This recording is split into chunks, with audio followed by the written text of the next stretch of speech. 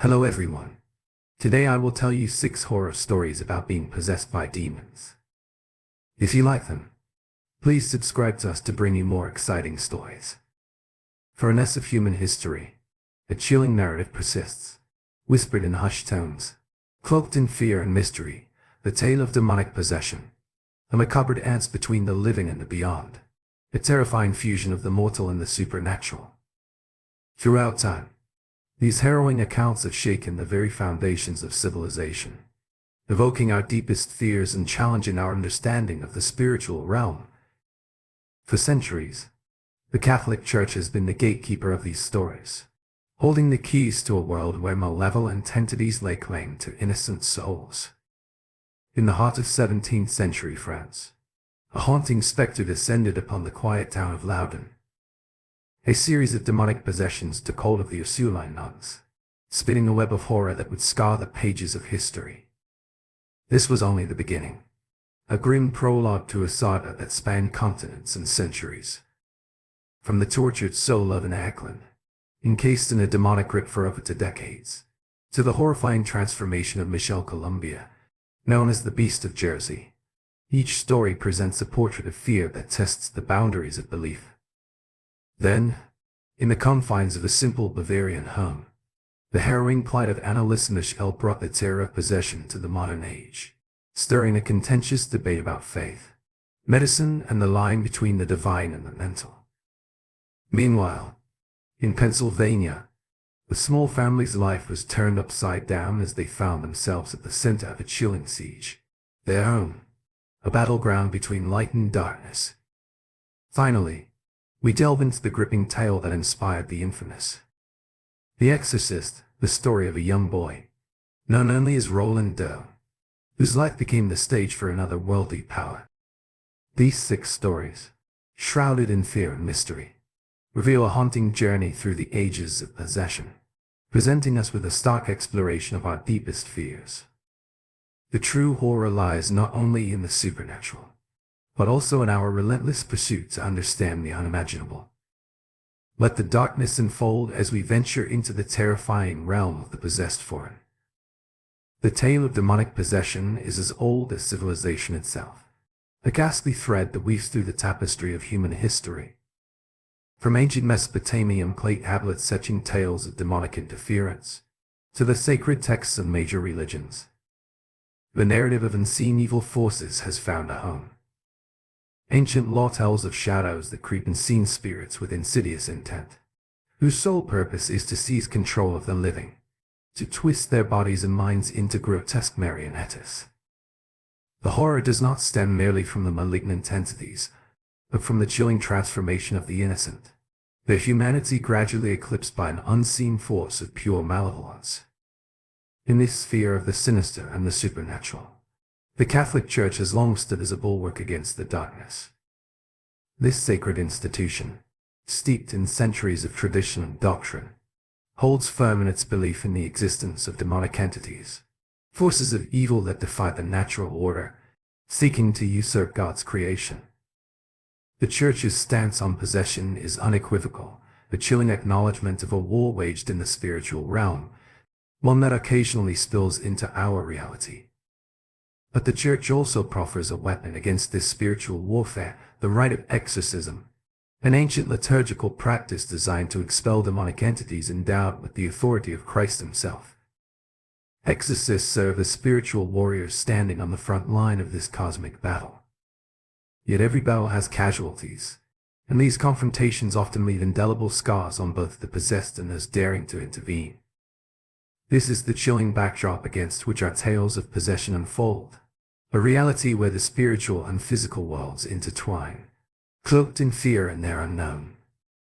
In the dark recesses of our minds, we quiver at the thought of demonic possession, of an invisible malevolence that has the power to rip away our control and thrust us into a horrifying dance of darkness. What ignites this cold dread within us? Is it the thought of losing ourselves, becoming mere puppets in the grip of unseen forces? Or is it the terrifying realization of a lurking malevolence in the corners of our existence, an absolute evil that shares our world unseen? The chill of these stories resonates within us, breaking the comfort of the reality we know and exposing us to the possibility that we may not be alone in our world and that the looks and seen may not always be benign. We set out on this journey not merely to scare, but to delve deeper, to plunge into the haunting mysteries that have puzzled humanity for centuries. It's an invitation to step onto a terrifying path, to gaze into the shadowy corners of history and spirituality and to question what we know and probe the depths of what we fear. Through the exploration of these 6 historical cases, we aspire to shed light on the unknown, to unravel the practices of the Catholic Church and to provide a deeper understanding of the phenomena that have intrigued and horrified us in equal measure. However, be forewarned as we set sail into these dark waters where the lines between reality and the supernatural often blur. The accounts that lie ahead are harrowing, the details often disturbing. Stories of possession are raw, real and stark, often forcing us to confront the uncomfortable reality of human suffering and fear. Viewer discretion is advised. The journey into the shadowy realm of the possessed is not a voyage for the faint-hearted, but for those brave enough to dare an enlightening exploration of that unknown awaits. Oh, the year was 1634.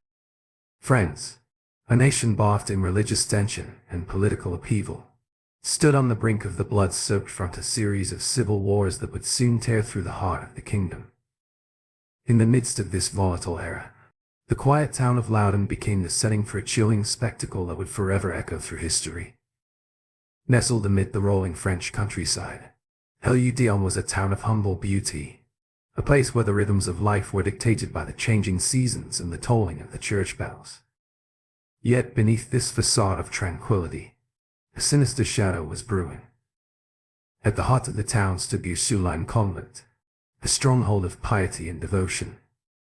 But within its austere stone walls, an unseen malevolence was beginning to stir, an insidious force that would soon hold the convent, and indeed the entire town of Loudun, in its terrifying grip. In these troubled times, the citizens of Loudun lived with an ever-present sense of foreboding. The fear of the supernatural was as tangible as the cobblestones beneath their feet, a morbid fascination interwoven with their deeply held religious beliefs. The stage was set for one of the most chilling episodes of demonic possession ever documented, a horrifying tableau that would mark the town of Loudun with a stain of infamy. Little did the townsfolk know of the terror that was about to unfold, a grotesque dance between the living and the dead that would forever cast a shadow over their quaint pastoral haven. It began subtly, almost imperceptibly. In the hushed corridors of the Ursuline convent, a whisper of unease started to thread its way through the ranks of the nuns. A growing sense of dread that clung to the very stones of the ancient building. Sisters reported strange happenings, fleeting shadows that danced in the corners of their vision, strange discordant sounds that echoed through the chapel at night, and the feeling of being watched, with unseen eyes lingering upon them with a malevolent gaze. The atmosphere within the convent turned thick with fear, a pervasive dread that seemed to hang in the air. The once tranquil sanctuary had become a cauldron of unease, its halls echoing with the soft whispers of terror. Then, in the chill of a winter's night, the first of the possessions took hold. The convent's Mother Superior fell into inexplicable convulsions, her body contorting in ways that defied nature, her voice twisting into grotesque, guttural utterances. The sisters watched in horror as the pious Mother Superior, a beacon of virtue and spiritual guidance, succumbed to a force beyond their comprehension. As the unseen entity gripped her, she screamed of visions of demons, of horrific torment and tantalizing sin. The serene silence of the convent was shattered, replaced with the bone-chilling soundtrack of otherworldly possession. And with this first horrifying episode, the floodgates of terror were flung open, marking the onset of an ordeal that would plunge the Ursuline convent into the abyss of fear. Little did they realize, this was merely the beginning. In the harrowing wake of the Mother Superior's possession, a sinister tide began to rise within the Ursuline convent. Other nuns started to exhibit similar horrifying symptoms. A demonic contagion seemed to be spreading through the stone cloisters, seizing one devout sister after another. Their serene lives of prayer and service were thrown into tumult, their peace shattered by an invisible force that seemed hell-bent on torment. One by one, the sisters succumbed, bodies contorted in grotesque paroxysms, voices twisted into ungodly utterances, and serene faces transformed into masks of sheer terror. The once quiet chapel echoed with the cacophony of their shrieks, the air charged with a palpable dread. These were no longer the virtuous sisters of Luden. They had become unwilling vessels for unseen entities, forced to partake in a morbid spectacle that struck terror into the hearts of the townsfolk. Word of the demonic infestation within the Ursuline convent rippled through the community of Luden. Chill of fear swept through the town. Every whisper, every hushed conversation marked with a trembling apprehension. The contagion had not only infected the bodies of the nuns, but the very spirit of Luden. As the sun set each day, the townsfolk huddled within their homes, fearful of the sinister spectacles unfolding just a stone's throw away within the walls of the convent. This was an ordeal far from over. In fact, the darkest days were yet to dawn.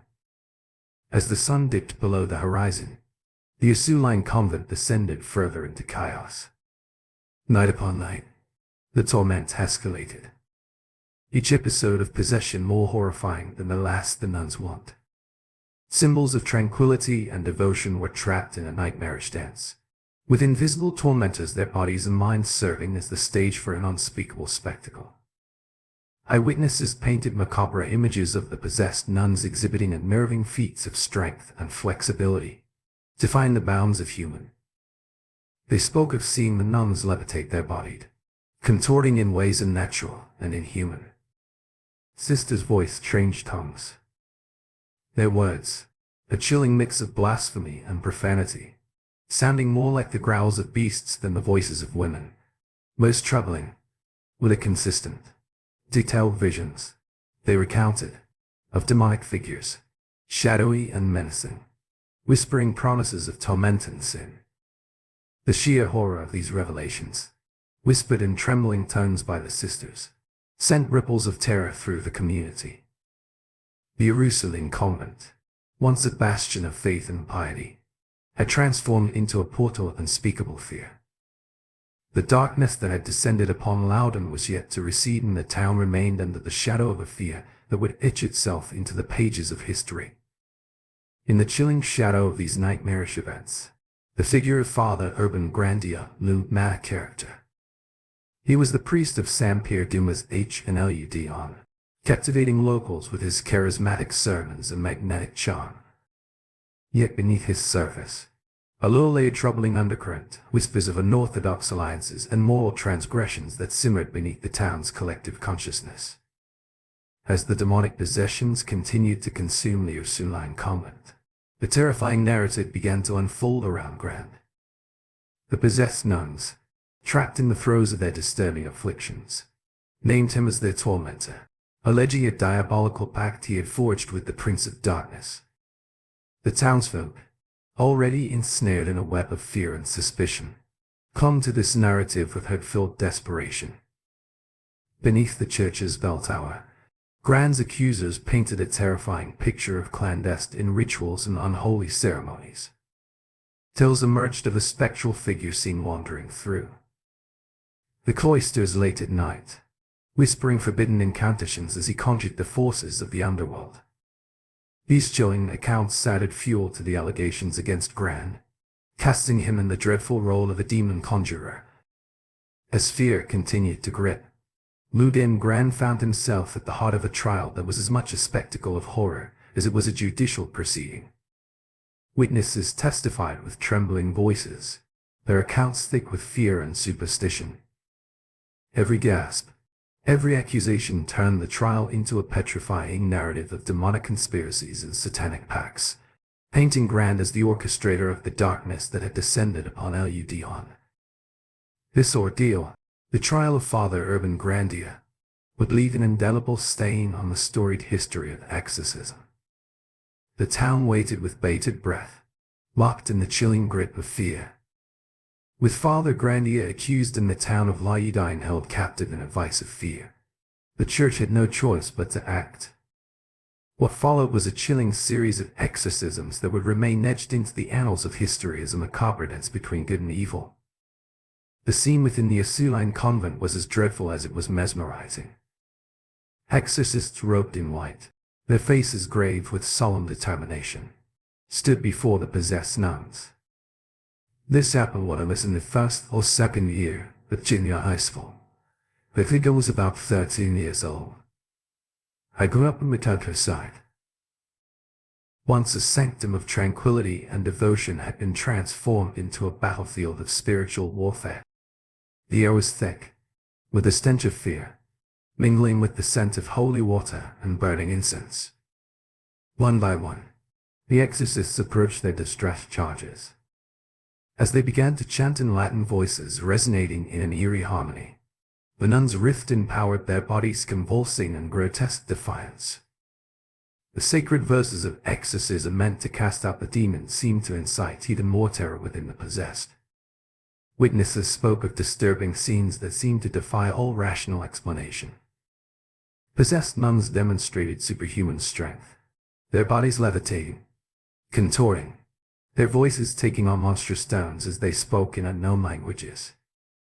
As the exorcisms grew more intense, so did the manifestations of possession, leading to a terrifying climax that left the spectators in stunned silence. Amid this chilling spectacle, the exorcists persisted, undeterred by the demonic defiance. The exorcism rituals, usually a conduit of peace, had become a chilling showdown against an invisible enemy. The outcome remained uncertain, the struggle ongoing each evening. As the sun set, it plunged loud and further into the depths of a haunting darkness from which there seemed to be no escape.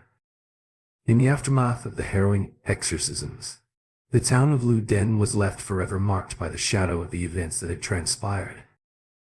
The once bustling streets fell silent, the air heavy with an unseen burden. The dread had subsided, replaced by a haunting emptiness. The echoes of the chilling exorcism still seemed to linger in the town's ancient stone walls, whispering ghostly tales of the horror they had witnessed.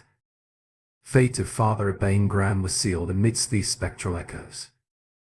Condemned by the fearful cries of the possessed nuns and the town's desperate need for a scapegoat, Grandier met a terrifying end. Accused of witchcraft and consorting with demons, he was sentenced to death by burning as the flames consumed him. His anguished screams reverberated through the town, serving as a chilling reminder of the dreadful saga. Yet amidst the ashes of Grand's life and the haunting silence of the aftermath, an eerie sense of calm descended upon the Ursuline convent. The demonic manifestations that had once consumed the nuns seemed to have dissipated. Their bodies no longer writhed in torment, their voices no longer echoed with monstrous tones. It was as if the infernal presence that had once claimed them had been extinguished with Grandier's life. The exorcisms, it appeared, had been successful, but the legacy of these events lived on. The memories forever seared into the minds of those who had witnessed them. The walls of the Ursuline convent bore silent testament to the horrifying ordeal, every stone whispering tales of the demonic possession that had gripped the town. Even as the ashes of Father Grandier cooled and the chilling echoes of the exorcisms faded, the haunting tale of the Loudon possessions was far from over. The terror that gripped the town had sent ripples throughout the world, forever changing our perception of the spectral and unseen. The Loudon saga, a chilling dance between faith and fear, innocence and evil, raised questions that transcended its historical context. It brought into sharp focus the very essence of human fear and our desperate struggle to make sense of the unknown. This was not merely a tale of possession. It was a harrowing narrative of societal fears of faith tested by fire and the darkness that can consume even the most devout. These historical events became a spectral mirror held up to the face of society, forcing us to confront the most terrifying aspects of our nature. The demons that had once tormented the Ursuline nuns continue to haunt us in more ways than we can imagine, taking from our deepest fears, our harshest judgments, and our most desperate acts. In the silence of the Loudon convent, the whispers of the town's ancient walls, and in the chilling echoes of Grand's death cries, we find a chilling reminder of the fragility of human sanity when confronted with the unknown. The story of the Loudon possessions is a spectral saga that lingers at the edge of our collective consciousness. Through our exploration, the spectre of Loudon lives on, a haunting presence forever looming in the shadowy corners of our past. Our journey through the spectral annals of demonic possession leads us from the echoing stones of Loudon to the quiet simplicity of a small town in Wisconsin in the early 20th century. Here, nestled amidst the calm, we find an unassuming figure at the heart of another haunting tale, Anna Eklund, a woman whose life would become the stage for one of the most chilling tales of possession ever recorded. Anna's life before the possession was marked by a deceptive tranquility, as ordinary as the serene landscape of her rural home. Born in 1880 to devout parents, she led a seemingly uneventful existence, the details of her early years shrouded in the mundanity of everyday life. Yet beneath this serene surface, unseen shadows were gathering, waiting to cast her into a chilling narrative that would echo through time. Her father and dad, figures who should have been sources of care and guidance, harbored a darker nature. They planted the seeds of what would become Anna's terrifying ordeal. Anna's father, embittered by his own disdain for the church and a deep-seated resentment, along with her malicious end, cursed the innocent girl, calling upon the dark forces to invade her soul. This innocent child, unaware of the malevolent intent surrounding her, began to display disturbing behaviors as she matured. Strangely repulsed by sacred objects, she developed an aversion to churches, her body writhing inexplicably, as if trying to escape an unseen terror. Little did anyone know these were the harbingers of the horrifying events that would define an Eklund's life and etch her name into the chilling law of demonic possession. The malignant seeds planted by Anna's father Annette began to bloom into a horrifying spectacle. A specter had found its way into her life, wrapping its cold grip around her soul. The ordinary landscapes of Anna's life started to twist and warp into a dark, grotesque theater of the supernatural. Anna's repulsion towards sacred objects escalated, her body convulsing uncontrollably whenever she attempted to enter a church.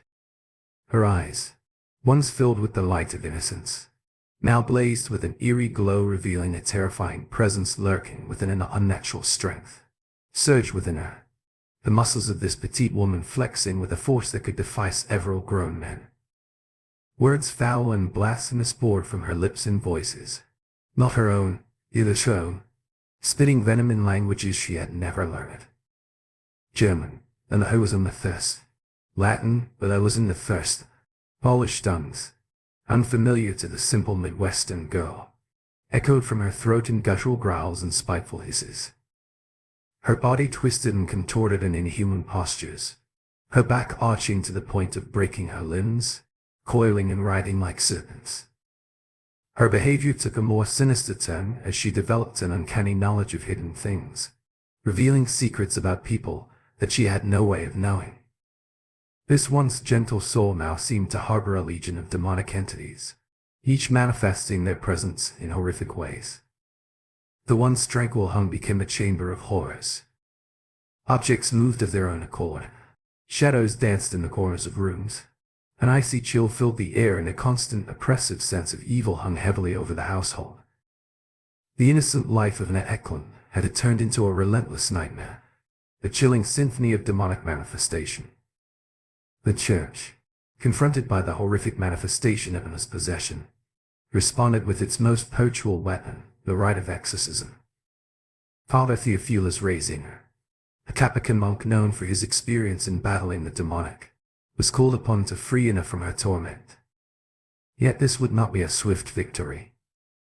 Anna's deliverance would be a grueling, drawn-out war against the forces of darkness fought over decades. The first exorcism was conducted in 1912, when Anna was just 30 years old. Father I.E. Singer, in his battle against the unseen, performed the ancient rites commanding the demons to depart, but the entities within her resisted fiercely. Her body convulsed, Her voice echoed with guttural roars, and she displayed a preternatural knowledge of the priest's secrets. However, after intense spiritual battle, a brief calm descended. It seemed as though the ordeal was over, but the tranquility was short-lived and the evil returned, even more ferocious than before. In the years that followed, Anna's case grew in severity and complexity. Each attempted exorcism only seemed to infuriate the entities further. They mocked the priest, laughed at their prayers, and made his body perform terrifying contortions. This hellish battle reached its peak in 1928, when the church made an unprecedented decision: was to be subjected to a series of prolonged exorcisms at a secluded convent in Erling, Iowa. In this isolated location, away from the prying eyes of the public, the chilling theater of exorcism played out over weeks.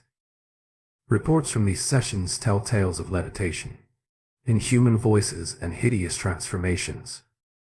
Anna, defying all laws of nature, vomited objects of considerable size, spouted venomous blasphemies, and displayed knowledge of distant events. This struggle marked one of the longest and most grueling exorcisms in recorded history, with the frail woman at the epicenter, caught in a relentless tug of war between the sacred and the profane. Anna Eklund's case was notorious, not merely for the duration of her torment, but also for the extraordinary manifestations that accompanied her possession. Witnesses reported phenomena that challenged the boundaries of human comprehension, starkly revealing the darkness within. Perhaps the most unnerving of these were the voices, deep, monstrous tones that issued from Anna's lips. The voices weren't merely unsettling in their timbre. They also conversed in languages that an American of modest education could not possibly have known. Ancient tongues, such as Latin, Hebrew, and Polish, were among the languages documented. This, combined with her inexplicable knowledge of the priest's confidential matters and far-off happenings, bore the chilling hallmark of diabolic possession. Furthermore, witnesses to the exorcisms reported instances of levitation. Amidst the incantations and prayers, Anna's body would abruptly lift from the ground, defying the gravitational force that bound all other objects. The sight of this frail woman floating consumed in her terrifying ordeal is an image that haunted those present for the rest of their lives. Equally alarming was the transformation of her features during her fits. Her face would distort grotesquely, her eyes bulging out in a way that human eyes should not. Her mouth would gape wide beyond normal limits, issuing forth revolting regurgitations. These were no ordinary vomits. They contained an array of objects, such as tobacco leaves and husks that she had not consumed in the cloistered walls of the convent. Reality bent and twisted a nightmarish tableau, echoing the horrifying struggle within Anna Eklund, a fight not merely for her body and mind, but for her very soul. In a realm where the rules of nature seemed to no longer apply, the horrors of Anna Eklund's possession took a devastating toll on her throughout the years. The physical strain of her ordeal manifested in disheartening ways. Her once healthy body shriveled into a skeletal figure, skin stretched over protruding bones, eyes sunken, lending her an almost ghastly appearance. It was as though the very life was being drained from her by the unseen entities that claimed her. Yet the physical torment was perhaps only a reflection of the psychological nightmare within Anna, when lucid bore a vacant, haunted look, as if gazing into an abyss only she could see. Her existence became a litany of fear, pain, and confusion, a constant reminder of the alien forces violating her sanctity. Sleep, usually a refuge from the world's troubles, held no respite for her. Instead, it was in these vulnerable hours that the demons made their presence most known. She would awaken screaming in the dead of the night, while died and incoherent, with accounts of horrific visions and tormenting voices. It was a private hell that no one else could truly fathom. Furthermore, the stigma attached to being a victim of possession was an additional burden. As word of her case spread, she was met with a mix of fear, curiosity, and, at times, outright hostility from the society around her. This isolation was a bitter pill to swallow, adding to the already unbearable strain. In essence, Anna Eklund's ordeal transformed her existence into a waking nightmare. It was an existence where every moment held potential for terror, every aspect of her being under siege by an intangible yet potent malevolence. It was a chilling testament to the true horror of demonic possession, the complete invasion of self, the eroding of the boundary between the individual and the monstrous other. The shadow of Eklund's case stretches long over the history of exorcism, a chilling reminder of the dark forces that may lurk unseen in our midst. Her story, laden with shocking details and vivid manifestations, sent a wave of dread rippling through society.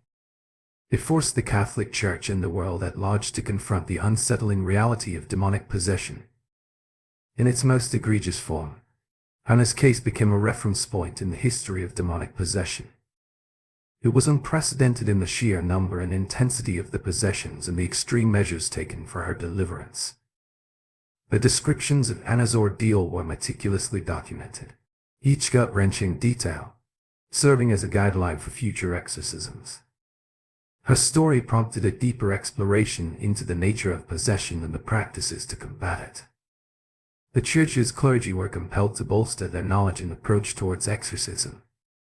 It sparked increased study into the rites, fueling a drive for a more methodical, comprehensive strategy to face these spiritual emergencies. But the impact extended beyond the Church. Anna's case reverberated throughout popular culture, inspiring numerous works that explored the terrifying premise of demonic possession. Her ordeal was brought to life in books, films, and tales that challenged the boundaries of horror, keeping audiences perennially captivated and petrified. In essence, the legacy of Anna Eklund's case is its enduring testament to the terrifying power of the demonic realm. It's a dreadful narrative that continues to echo through the centuries, a stark reminder of the darkness that may descend when the demonic breaches the human realm, a darkness that once bore the name in Auckland. In the quiet corners of Jersey, on the lush island, nestled between England and France, a man named Michel Columbia was living a seemingly ordinary life, yet an unseen beast was about to turn his world into a living nightmare, pushing the boundaries of our understanding of terror. Michel was an average man, neither particularly notable nor notoriously infamous.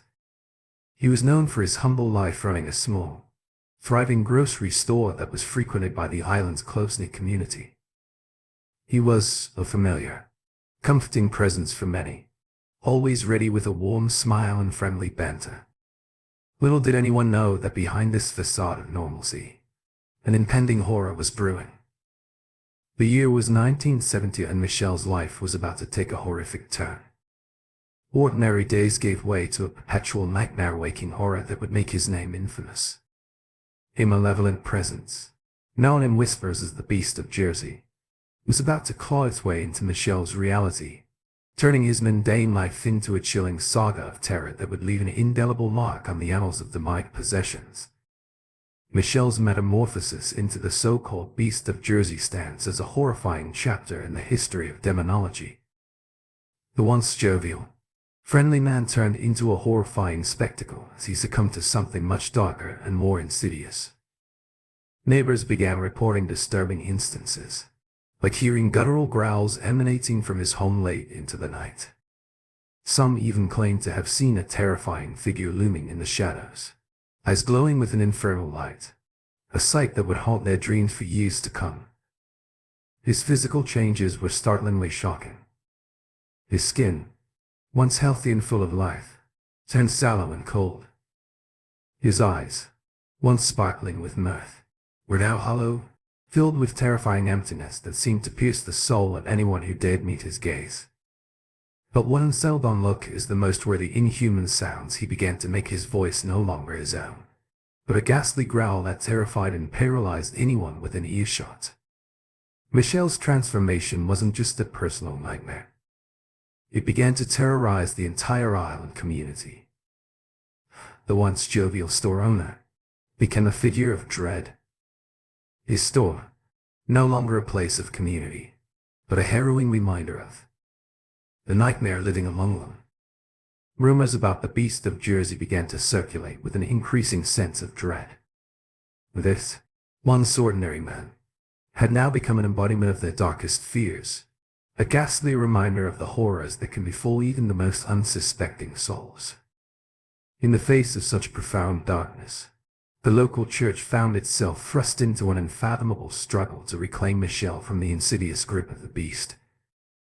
The clergy, although skeptical at first, soon accepted the grim reality. They enlisted the assistance of experienced exorcists from across the English Channel in an attempt to quell the malevolent force that had seized Michel. The ritualistic battles between the holy men and the beast within Michel were ghastly to behold. Witnesses spoke of the ground trembling beneath their feet, a flickering candle suddenly bursting into unnatural, vibrant flames and of chilling winds whipping through the sanctum. Despite no doors or windows being open, the air grew thick with an almost palpable dread, the tension mounting with each recited verse from the Holy Scriptures. Michel, or rather the entity that controlled him, raged against these spiritual intrusions. His reactions were violent, bordering on the monstrous. He convulsed on the ground, howling in unrecognizable tongue. His eyes rolled back to reveal an unnerving white. He displayed superhuman strength, requiring several men to restrain him. The beast showed an uncanny awareness of the exorcists, darkest secrets daunting them with private sins and personal failures attempting to break their spirit. Yet, despite the terrifying spectacle, the exorcists held steadfast, drenched in sweat, their voices hoarse. They persevered through hours, even days, of ritualistic combat. These spiritual warriors faced an unimaginable evil, molding only their faith and determination in the grueling bid to save Michel from his tormented fate. Viewing Michel's case through the lens of modern mental health understanding, a layer of eerie ambiguity settles over the tale. What was once readily accepted as the work of a malevolent beast could also bear the symptoms of severe mental illness. Transformations and uncharacteristic behaviors that Michel exhibited might have been manifestations of untreated psychological conditions. Could the beast of Jersey have been a misunderstood sufferer of a malady that was unknown at the time? Yet even with this perspective, there are elements that remain unsettlingly inexplicable: the guttural languages spoken by Michel, the physical feats beyond human strength, the uncanny knowledge of deeply personal details. How can these be explained solely by the realms of psychology? Do they not still hint at something far more sinister, something beyond our current understanding? This thought ignites a chilling realization.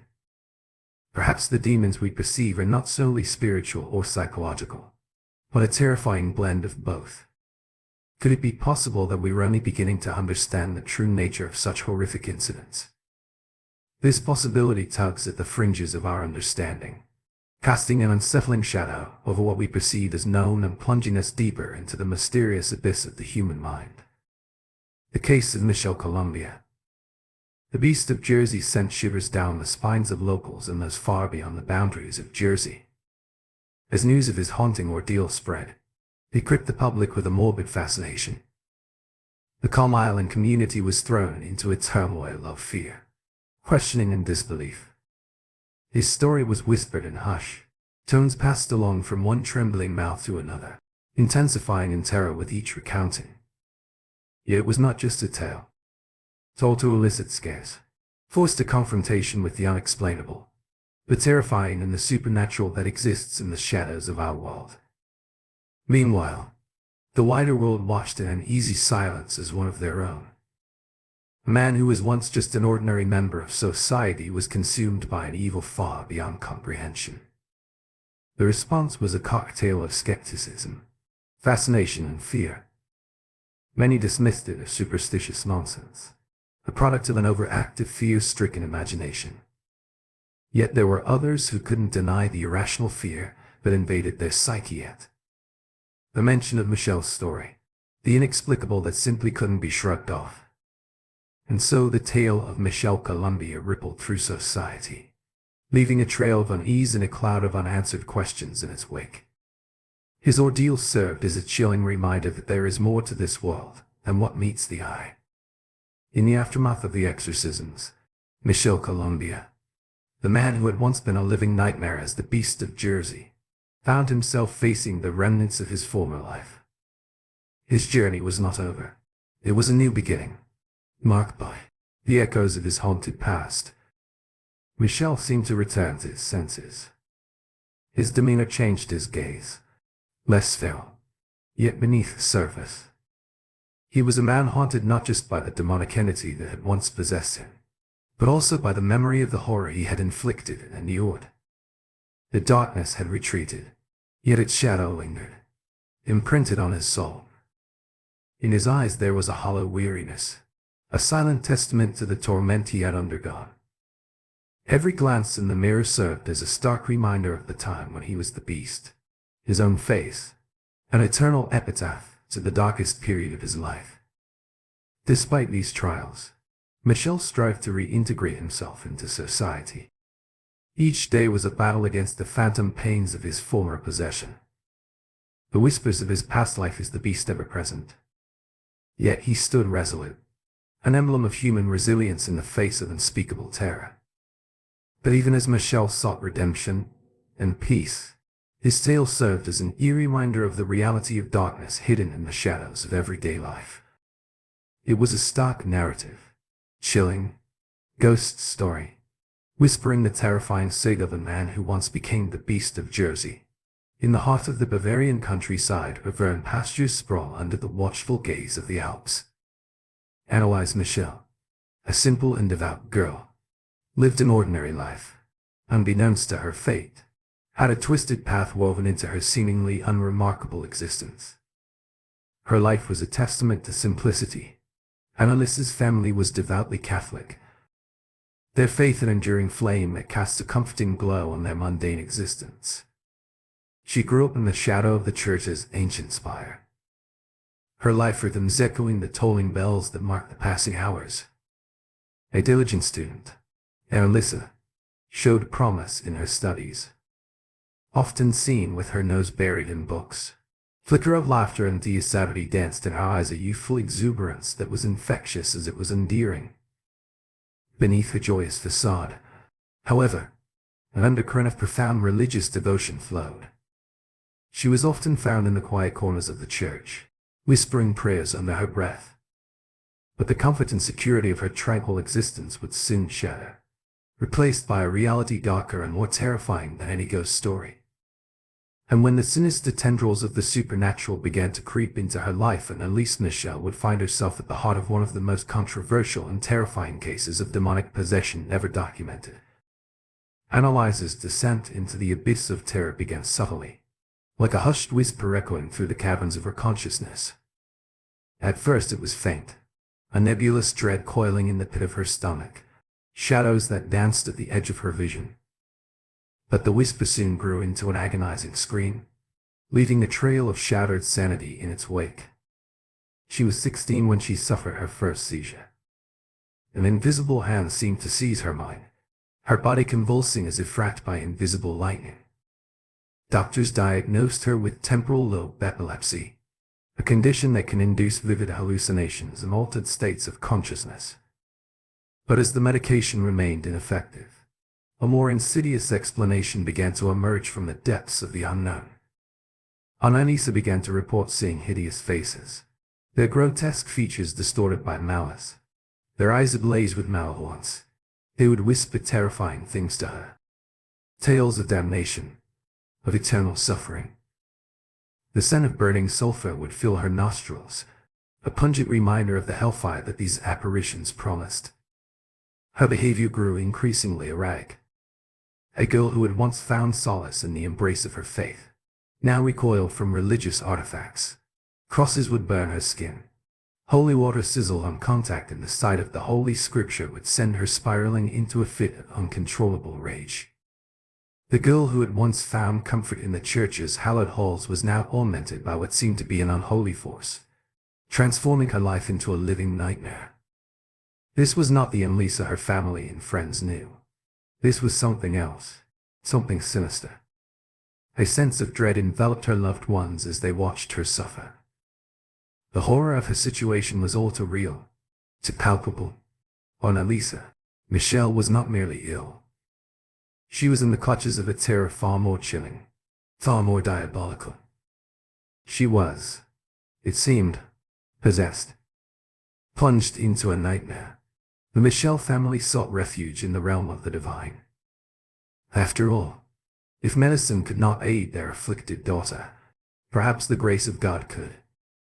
The priests, Arnold, Ransom and State E.T., embarked on an arduous battle against the unseen malevolence that gripped Annalisa, Faith, the battle of spirit, a battle that would span over an excruciating year. The priests performed the Roman Catholic rite of exorcism over 60 times on the beleaguered girl. They reported that Annalisa was possessed not by one, but by 6 demonic entities, among them Lucifer, Cain, Judas, Iscariot, and Nero. The implication was horrifying, an unholy congregation residing within a once innocent girl. In the chill of the exorcism room, the air would thicken with tension charged with an electric fear. Annalisa would spew vile obscenities, a grotesque parody of the serene girl she once was. She would levitate her body, defying the laws of nature, as it rose from the ground, suspended in a dreadful tableau of the impossible. As they chanted the sacred words of the exorcism, the priests bore witness to terrifying transformations. Annalisa's voice would warp and contort into an eerie chorus, each entity taking its turn to his threats and blasphemies.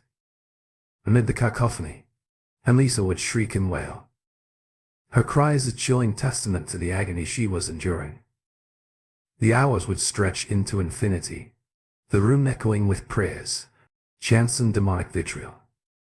The priests, firm in their conviction, persisted, matching every monstrous howl with solemn declarations of faith. And yet the darkness within Annalisa seemed insurmountable, a relentless tide of malevolence that resisted every effort to banish it. Over a year, the battle raged on a seemingly endless cycle of exorcisms, rest and resurgence of the dark forces. Yet, despite their unwavering resolve, the priests could only watch as Annalisa, the unwilling battlefield of this celestial war, wasted away before their eyes. It was a horror beyond reckoning, a testament to the relentless, terrifying power of the unseen. The battle ended in tragedy. Annalisa Michel, her life extinguished too soon, succumbed not to the demonic but to the earthly malnutrition and dehydration. It was a chilling end to a chilling saga, but the terror was far from over. The death of Annalisa Michel was merely the overture to a macabre symphony of legal battles and public outcry that was to follow.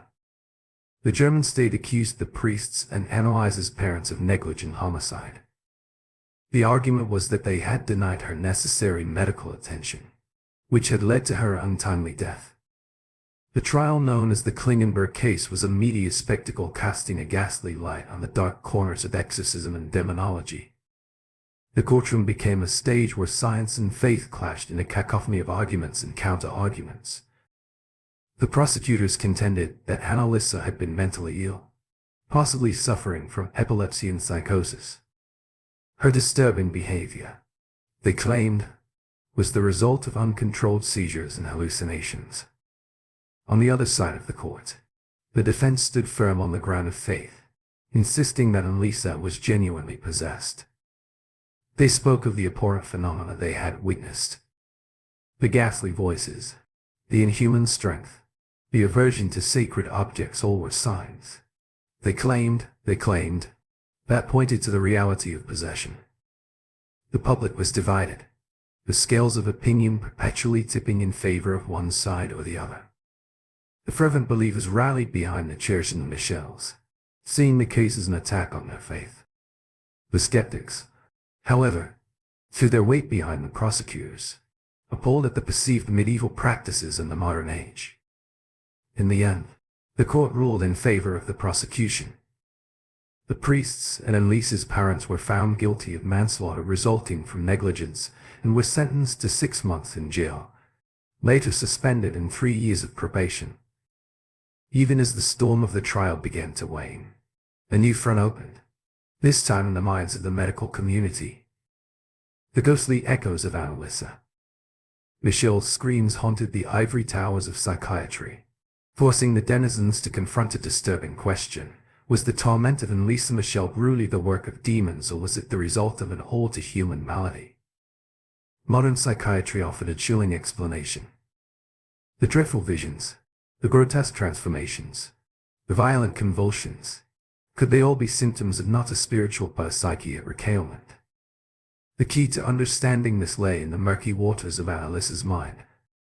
Psychiatric professionals opine that Annalisa may have been suffering from a severe form of schizophrenia, a mental disorder characterized by delusions, hallucinations, and distorted thinking. The alien voices, the intense aversion to religious symbols, the violent outbursts that have been the manifestations of this mental illness, the grim aura of possession. They proposed might have been an externalization of her internal turmoil, a mind projecting its nightmares onto the canvas of reality. Another theory suggested temporal lobe epilepsy. This disorder, originating in the brain's temporal lobe, could induce intense visions, auditory hallucinations, and extreme changes in personality and mood. A perfect storm that could have created a psychological landscape resembling demonic possession. The shadow of dissociative identity disorder also loomed large. Annalisa's transformations into various demonic entities could have been indicative of multiple identities, a classic symptom of this disorder. Her identities might have taken the form of demonic entities due to her deep-rooted religious beliefs, her mind creating a gruesome theater of spiritual warfare. These theories, while scientifically grounded, added another layer of horror to an Eli's story. The prospect of a mind turning against itself, crafting elaborate and horrifying delusions, was as terrifying, if not more, as the notion of demonic possession. And it brought into stark focus the disturbing reality of mental health issues and the importance of proper diagnosis and treatment beyond the courtroom in the psychiatric studies. The haunting story of Annalisa Michelle continued to cast long, eerie shadows. Its tendrils reached out, grasping the public consciousness and wrapping tightly around the world of popular culture, planting seeds of terror that would bloom into gruesome spectacles on silver screens and paperback novels. It began with whispers, tales told in hushed tones, recounted with a shudder in the dark corners of pubs and living rooms. Then it spread like wildfire, fueled by the press, taking a form that was larger than life and far more terrifying. In 2005, the sinister tale found its way to Hollywood, spawning the horror film The Exorcism of Emily Rose. This cinematic retelling, while a work of fiction, was rooted in the chilling reality of Annalisa's case, stirring a potent cocktail of horror and curiosity in the hearts of viewers worldwide. It portrayed an eerie reflection of the court case, painting a picture of the tragic collision between faith, fear, and the unexplainable. Her horrifying narrative also found its way into music, with the band's Slipknot referencing her in the haunting track, The Heretic Anthem. In literature too, her story left its grim mark, with Felicitas Diegemann's book, The Exorcism of Annalisa Michelle, delving into the gruesome details of her ordeal, providing a chilling account of the case. Annalisa's story became a morbid symbol, a cultural touchstone around the topic of possession. It led to a spike in public interest in exorcism and the supernatural, and at the same time opened a discourse on mental health, misdiagnosis, and the often blurry line between the spiritual and the psychological. The tale of Annalisa Michelle, once a whisper in the wind, had now grown into a howling gale that swept across the landscape of popular culture, her tragic end becoming a source of endless fascination, speculation, and morbid entertainment. The tormented Bavarian girl had transcended her human form, her story now a specter that continued to haunt the world. In the quiet blue-collar town of West Pittston, Pennsylvania, nestled between the meandering Susquehanna River and the verdant expanse of the Susquehanna State Park, sat an unassuming duplex house, a white two-story structure. It was here that the smell, family parents, Jack and Janet, their fedoras Dawn, Heather, Shannon, and Karen, along with Jack's parents, sought to carve out a life of peaceful orderliness. Little did they know, their tranquil family home was soon to become the setting of a terrifying saga that would stretch over 15 harrowing years. The Snells were your average hard-working, all-American family. Jack worked in the city, while Janet maintained their home, tending to the children and the household with diligent care. Jack's parents lived on the other side of the duplex, the generations living side by side under the same roof, a picture of familial harmony. In the early years, their life was the epitome of normalcy. Children's laughter echoed within the walls of their home. Holiday gatherings were occasions for joy, and the family went about their daily lives with an air of contentment. Their home was a sanctuary, a refuge from the world outside. But that sanctuary was about to be violated in the most nightmarish manner as an unseen menace began to seep into the very fabric of their existence. Unbeknownst to the Smurl family, their lives were on the brink of a descent into an abyss of horror from which there seemed no escape. The first stirrings of the nightmare woke quietly in 1974. Subtle occurrences went unnoticed in the everyday chaos of family life, tools missing from their rightful places, inexplicable drafts sending a chill down their spines, stains appearing on freshly cleaned carpets. These seemingly mundane inconveniences slowly sowed the seeds of dread. Yet the mundane swiftly turned malevolent. A dark, icy hand began to close around their home. Radios and televisions switched channels of their own. Accord power tools activated in an empty basement, and putrid odors wafted through rooms without a discernible source. Beneath the veil of the ordinary, an ominous force was staking its claim, as if to announce its presence. The Snell's peaceful existence was shattered by disembodied voices that seemed to ricochet off the walls. Blood-curdling screams filled the dead of night, waking the family in terror. The laughter of an unseen presence echoed through their home, an eerie counterpoint to their growing fear. The family pets, always attuned to the unseen, began to act strangely. Their dog growled at empty corners, hair standing on end as it backed away from nothingness. Their bird fell silent, eyes wide and feathers fluffed in fear, staring at invisible threats for the smells. What had begun as an annoyance had escalated into a full-scale, haunting the darkness, creeping closer with each passing day. Little did they know the true terror was only just beginning with the seed of terror's own. It was now time for the harvest. The entity plaguing the Snell family grew emboldened. No longer content with stirring up unease, it began asserting its malevolent power in more tangible, violent ways. Reports of objects violently hurled across rooms became increasingly frequent, accompanied by unsettling manifestations that left the family fearing for their lives in the heart of their home, where once laughter and love echoed, the demonic presence reigned. The temperature would plummet inexplicably, frost crystallizing on window panes. Even in the height of summer, then the temperature would rise to stifling heights, as if the house itself was a creature breathing hot and heavy down their necks. Physical assaults became a horrific reality. For the Snells, the innocent were not spared, with the children reportedly levitating in their sleep, their small forms rigid as unseen forces took hold. The adults experienced brutal attacks that left physical evidence, scratches, bite marks and worse. However, the most bone-chilling occurrences involve reported instances of possession. The family matriarch, Janet, was said to have been the primary target. Her eyes, once warm and caring, would suddenly turn cold and distant. In these moments, a voice not her own would echo from her lips, uttering phrases and languages she had no knowledge of. The episode was an agonizing spectacle, ending with Janet collapsing in exhaustion, the entity seemingly receding back into the house's dark corners.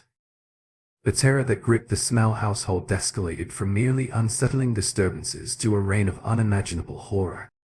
The invisible assailant was no longer just a nuisance. It was a threat to their lives, their sanity and their very souls. In the darkest hours, when all hope seemed lost, a beacon emerged in the form of Ed and Lorraine Warren. The couple, already distinguished within the world of paranormal investigations for their work on renowned cases like the Amityville haunting, agreed to assist the beleaguered family. Their arrival heralded a sense of hope, with their expertise finally put an end to the smell's torment. The Warrens' first encounter with the SMURL family's invisible tormentor was a chilling experience. The entity did not shy away. Rather, it reveled in their presence. Objects swirled through the air and unseen wind tearing through the house, creating a cyclone of chaos. Chilling voice, distant yet deafening, whispered threats and obscenities into their ears. Undeterred, the Warrens began their work in earnest. Lorraine, a self-proclaimed clairvoyant, performed a walk throughout the home. Her face paled as she sensed the demonic presence. Its strength and malevolence far surpassed anything she had previously encountered. Ed meanwhile conducted interviews and collected physical evidence documenting every unexplained phenomenon. Over several visits, the Warrens gathered a wealth of information, concluding that the Snell family was indeed dealing with a powerful demonic entity. According to the couple, the being was not just haunting the house but had ensnared the family in a web of terror. It was an invisible puppeteer yanking their strings, manipulating them for its insidious enjoyment. This confirmation by the famed paranormal investigators, while chilling, was a testament to the SMURL's terrifying reality. The haunting was real, it was dangerous, and it had the SMURL family firmly in its grasp.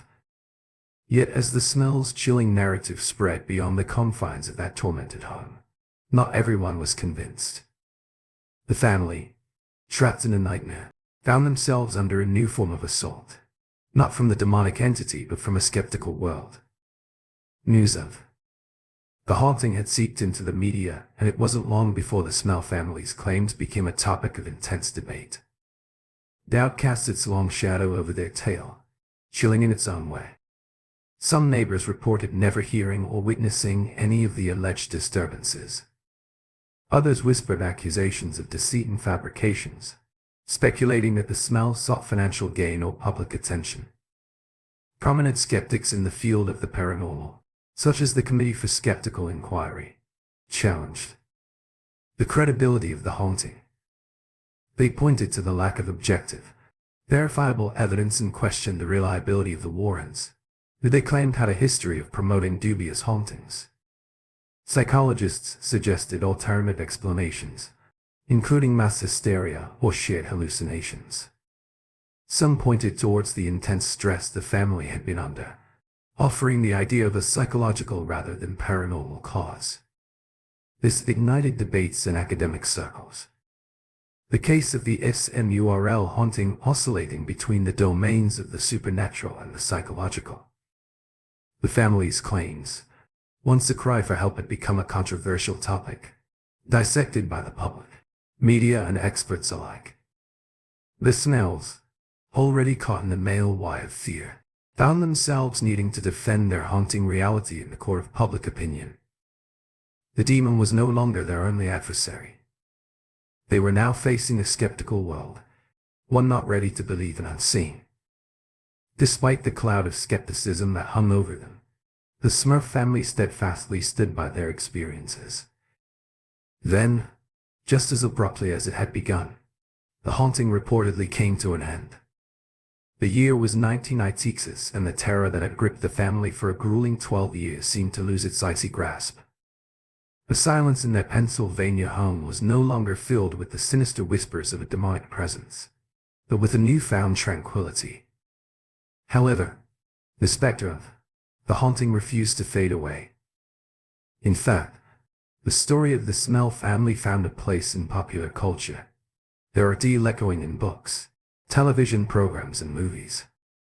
The most famous of these was The Haunted, a book penned by Robert Curran with the Warrens and later adapted into a made-for-TV movie.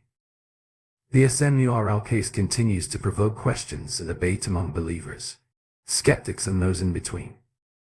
Was the SMURL family truly besieged by demonic forces, or were they victims of their own minds, trapped in a psychological maze of fear and stress? The haunting's legacy lives on, not just in its popular adaptations, but in its ability to challenge our understanding of reality.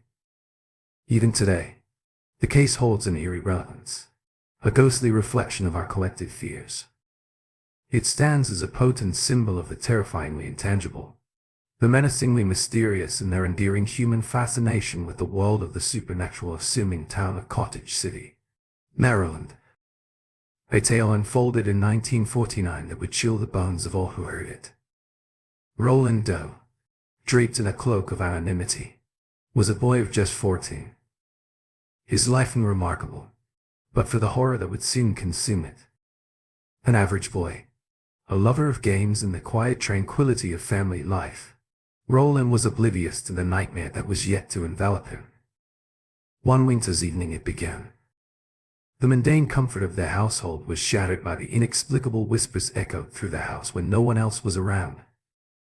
The household objects gained a sinister life of their own, moving inexplicably, and an unseen chill permeated the house.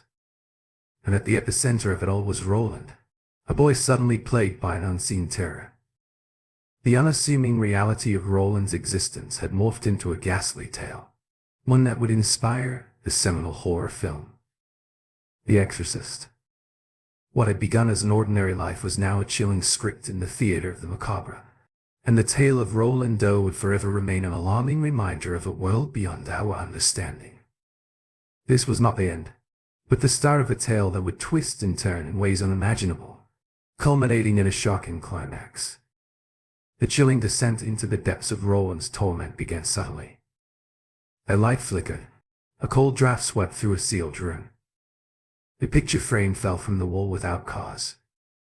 Roland, once filled with the spark of youth, was now a vessel of something dark and uninvited. His once playful eyes dulled and glazed over, his laughter replaced with cries of anguish that reverberated through the cold, silent nights. Soon the horrors escalated. Claw marks appeared on Roland's body as if an unseen beast was marking its territory.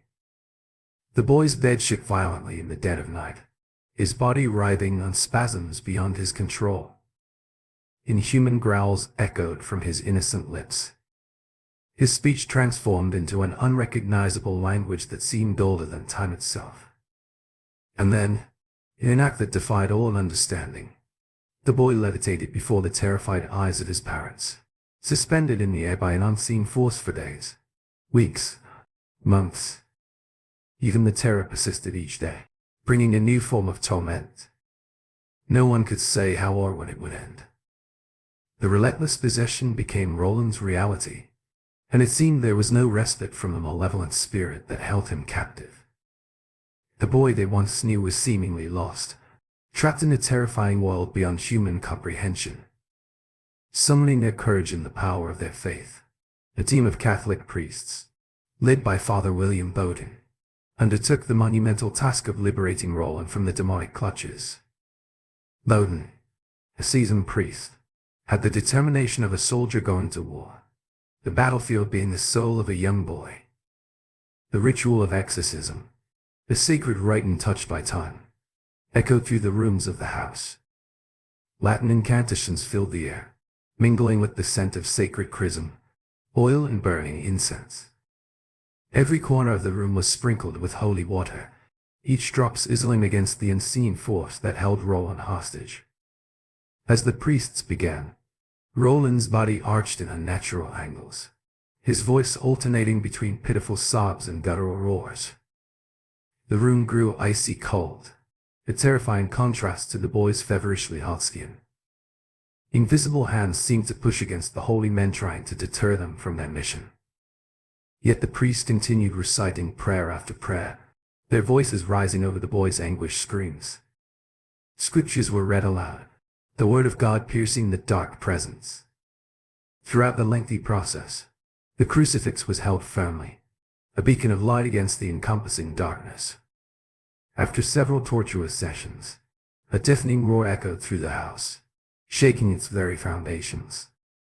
The room fell abruptly silent, the oppressive darkness lifting Roland's body, previously rigid and contorted, relaxed, his eyes clear. For the first time in many tortuous months, It seemed that the unyielding spirit had finally been banished, leaving behind a scarred but free young boy. The haunting had stopped, but its memory would last for generations. Emerging from the shadows of his tormented past, Roland began a new chapter of his life. A strange calm had replaced the frenzied terror. The boy who had once been the epicenter of otherworldly chaos now became an unremarkable, quiet individual, free from the torment that had once gripped him. Roland moved away from Merrill and seeking anonymity in the ordinary. The years passed and he grew into a man who bore little resemblance to the boy in the chilling tales. He married, raised children, and found solace in a life far removed from the supernatural. Never again did the ominous force that once controlled him resurface. The demonic grip that had seized his boyhood had been released. Meanwhile, the priests who had been instrumental in his deliverance found themselves forever changed. Father Bowden, in particular, was profoundly affected. For the rest of his life, he offered a daily mass for the boy. He saved the ordeal, deepening his own faith. The priest, who had been a mere spectator to the supernatural, became a lifelong testament to the battle between good and evil. The collected accounts of the priests, laden with terror and resilience, were quietly stowed away in the secret archives of the church. Yet whispers of the story escaped, slowly seeping into public knowledge, stirring curiosity and horror in equal measure. The anonymity of Roland Doe preserved. The ordeal became a chilling reminder of a battle fought and won against darkness. When whispers of Roland's chilling tale began to infiltrate society, it wasn't long before they reached the ears of William Peter Blatty, a burgeoning writer. Blatty found himself gripped by the young boy's tale of possession and exorcism. This macabre saga was perfect material for the work he envisioned over the years. As Blatty penned his novel, the eerie details of Roland's ordeal seeped into the fabric of the narrative. The character of Regan McNeil was born a parallel to Roland Doe, an innocent besieged by demonic possession. Blatty's writing was as much a journey into the dark recesses of fear as it was an exploration of faith and the power of good over evil.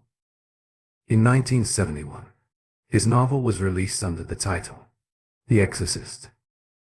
The public was instantly captivated, drawn to the chilling tale and the questions it provoked about the supernatural and spiritual warfare. But the tale was not confined to the pages of a book. Soon Hollywood saw the cinematic potential in the horror-laden narrative, the screen adaptation of The Exorcist, released in 1973, shook the very foundations of horror cinema. Audiences around the globe were confronted with the now iconic head-spinning green vomit, spewing terror, inducing portrayal of possession, immortalizing Roland's harrowing ordeal in the annals of pop culture. This happened when I was in the first or second year of junior high school. I think I was about 13 years old. I grew up in the countryside. The haunting had ceased for Roland. The world was just beginning to feel the chilling echoes of his terrifying experience. In the shadow of the silver screen's horrific portrayal, the tale of Roland Doe has continued to both fascinate and divide. Skeptics question the validity of the reported possession and the subsequent exorcisms, citing the human mind's capacity for manipulation and the effect of societal and religious influence on the young, impressionable Roland. On the other hand, believers in the supernatural argue that Roland's case stands as one of the most compelling pieces of evidence for demonic possession. Their stance is bolstered by the numerous eyewitness testimonies and detailed reports from highly respected individuals of the clergy who were directly involved in the exorcism rituals. The very word exorcism conjures images heavily influenced by Roland's story. Its impact is far-reaching and it has shaped modern perception of the concept.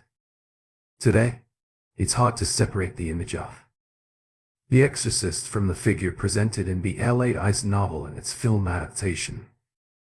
The fearless warrior of faith, standing against an embodiment of pure and supernatural evil.